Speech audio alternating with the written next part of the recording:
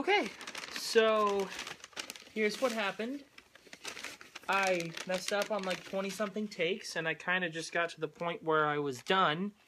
So this one's going to be more laid back than my usual videos.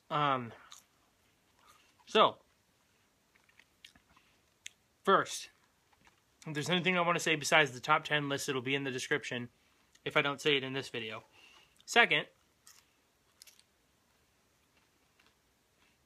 don't look in the description right now if you want to watch the video, because the list is in the description. If you don't want to watch the video, then great, the list is in the description. Yeah, okay. So,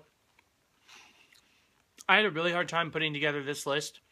I'm also having a really hard time putting together my bottom of the year list. That should be out in a couple hours. I'm going to watch one more movie and then it should be good. But this one, incredibly hard to put together. My number 10 specifically was switching a lot. So I ended up just going in quality, for me at least. But I think the one that ended up switching the most was probably... There's probably very few people that would like it more than my number 10. So, anyways, my number 10 switched a lot with Bad Moms Christmas. That just didn't cut it, though, because my number 10 is a better movie. I enjoyed Bad Moms Christmas more. Maybe because it was so bad it's funny. But I felt like I actually enjoyed it pretty well. But then a few other honorable mentions.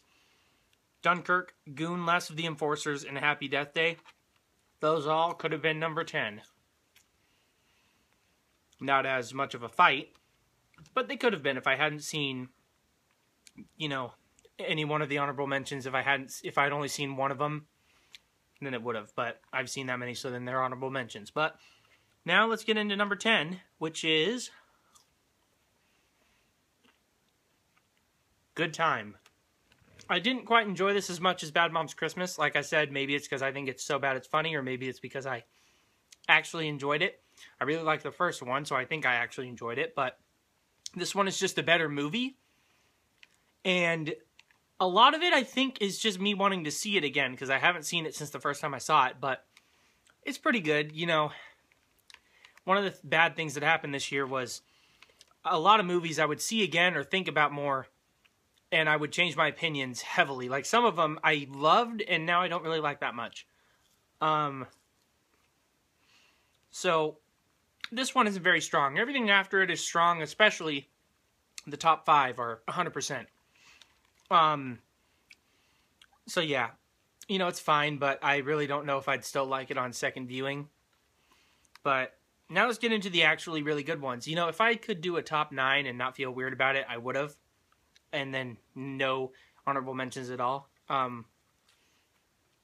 Anyways, real quick sidebar. This take is going way better than the other ones. I haven't messed up. Or if I have, I just have not cared. So 21st take is The Charm. I don't know why. I just kept messing up. If I mess up within the first few seconds, I cut it out. I just start a new take. If I mess up in the middle, it doesn't matter. But if I mess up in the beginning, I'll cut it, because, you know, I'm only a couple seconds in. Why not? Next one, which is going to be on a lot of people's lists. The only reason it's not higher is because I didn't like the final act. But number 9 is Wonder Woman. Really enjoyed this. I hate the DCEU. I think Man of Steel is crap. I think Batman v Superman is worse. And I think Suicide Squad is equally as bad as Batman v Superman, but for different reasons. But its pros are better than the pros for Batman v Superman, so I like it just a little bit more, but not by much. But this one, they do 3 stinkers in a row, and then they come out with Wonder Woman. It gets like a 90-something%. I'm thinking, this isn't going to be good, because their track record is awful. I go in, I am shocked. I saw it again in theaters, I am shocked. Still, I bought it.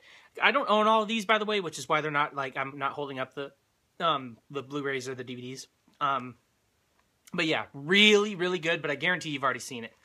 At number 8, again, the last one is not higher because I didn't like the final act and the thing that they did with the villain.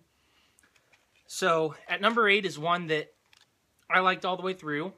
I did fall asleep during it and haven't seen it since then, so maybe I won't like it as much, but I really feel like I will. But to be honest, like I said, this list was hard to do. I mean, if I wanted to cut out all the ones that I wasn't sure about and put in the ones I was sure about, I'd have a top, 7 list, and then the last 3 would just be because I had nothing else good to put on. So at number 8 is Valerian and the City of a Thousand Planets. You might not agree with this list. A lot of people hated this. I don't know why, though. It looks great. To be honest, it wasn't the greatest movie, necessarily. It just looked fantastic, and I can't not at least say that it's just right at fresh. Because it looks phenomenal. It's one of the best-looking movies I've ever seen. I felt like it was very inventive with its style, too. Yeah, so I had a really good time with it. It's more like the kind of movie that I would like. I don't know that everyone would, but really enjoyed it. Can't wait to own it, because I want to see it again, because I fell asleep during it. Because I don't know why. I don't really fall asleep during movies at the theater anymore, because I'm so, invested. I'm just watching. Even if I hate it, I'm like, yes, it's going to suck, but I'm going to love it. Oh, no, I'm just joking. At number 7 is one I debated putting on, or just saying an honorable mention. Oh, by the way, another honorable mention. This isn't technically a movie, but Psych the movie.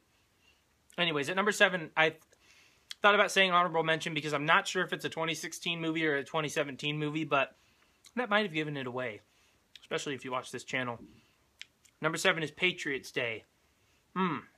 That's a really good movie. Not quite as good as Deepwater Horizon, in my opinion. I think a lot of people like Deepwater Horizon less, though. But it's really good. It's just a little bit longer. It's not exactly the style that I'd like. And I don't know that it has as much rewatchability as, which surprisingly Deepwater Horizon does, as Deepwater Horizon. Because it's a lot more, serious. Whereas Deepwater Horizon I felt like was more of, a good time. But I don't know, but I'm shocked. I really, I could watch Deepwater Horizon a bunch. For some reason, I just really enjoyed that. So then, I don't know how long this video is going to be. At number 6 is a movie that is automatically going to be on the list, even if I didn't, well, no. If I didn't like it, it wouldn't be, but it's, right up my alley, because I loved Hell or High Water so much. And that, for number 6, is Wind River.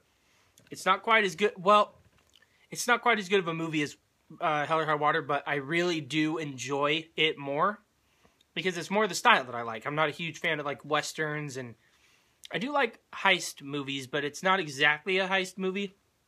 This one, I enjoy more, and even if I didn't, I would just say that I enjoy more, because the action, there's not really any action in Hell or High Water. It's a very slow-paced, serious movie that's Oscar-baiting, and it was nominated for Best Picture. I hope this one is too, but this one, the action is phenomenal. I wish there was more of it. That's how good it is. The final act. Oh. If the whole movie was like the final act, this would be, number 3. Or maybe number 4. Or maybe number 5, so then it would only go up 1. But it would be, top 5 material. So, okay, my number 5 might surprise, but my 4 through 1, well, no, my 3 might surprise too. Anyways, at number 5 is a movie that I thought was very good when I first saw it. Didn't expect it to make my top 10, though, but I also didn't expect to have so many differing opinions after thinking about a movie again or watching a movie again.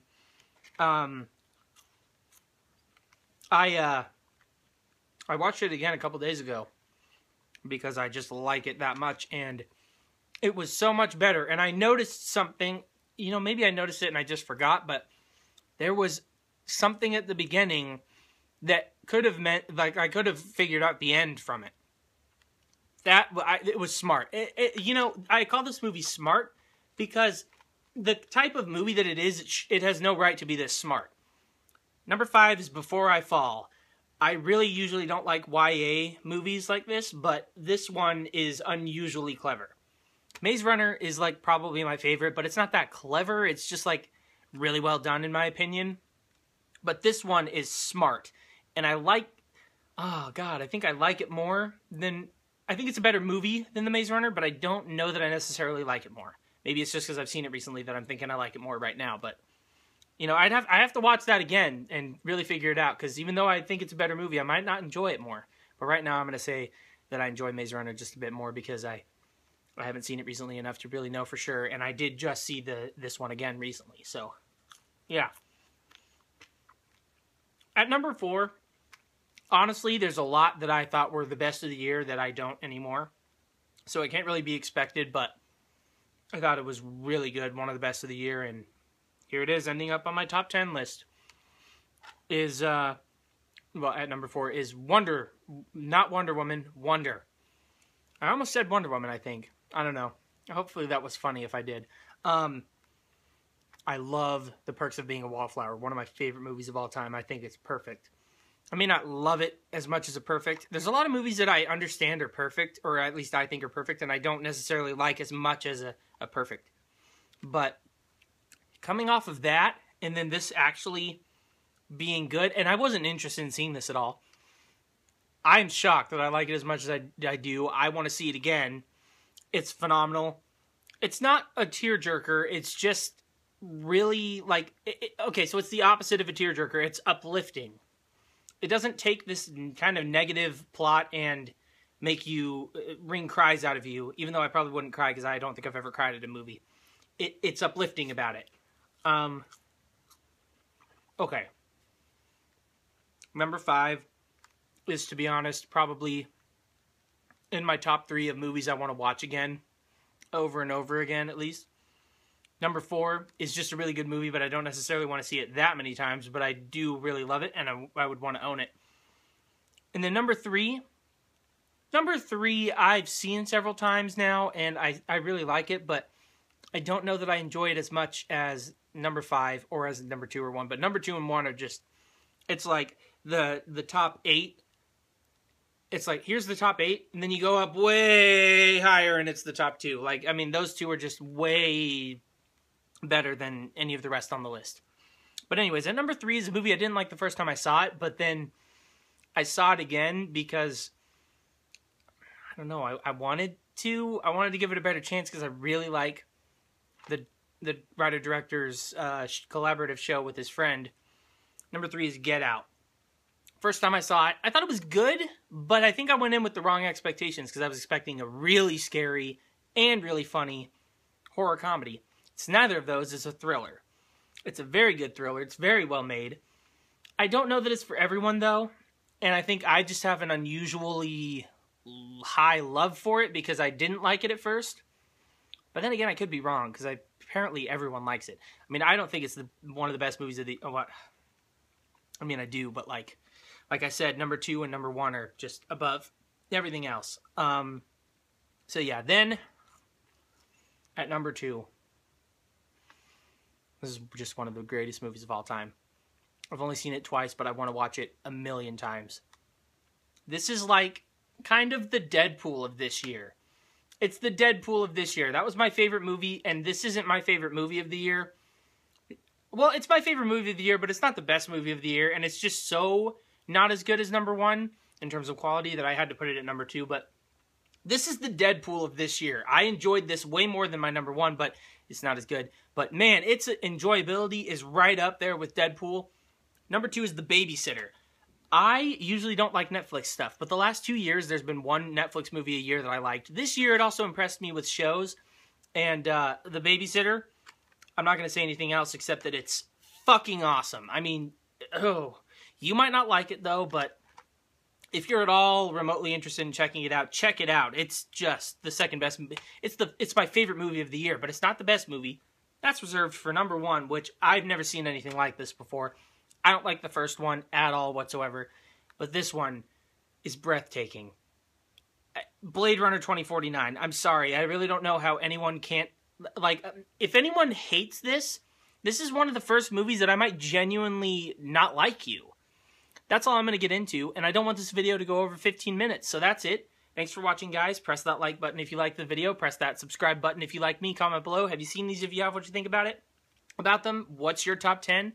Once again, thanks for watching. Sorry if the eating bugged you, and I'll see you in my next video. Bye.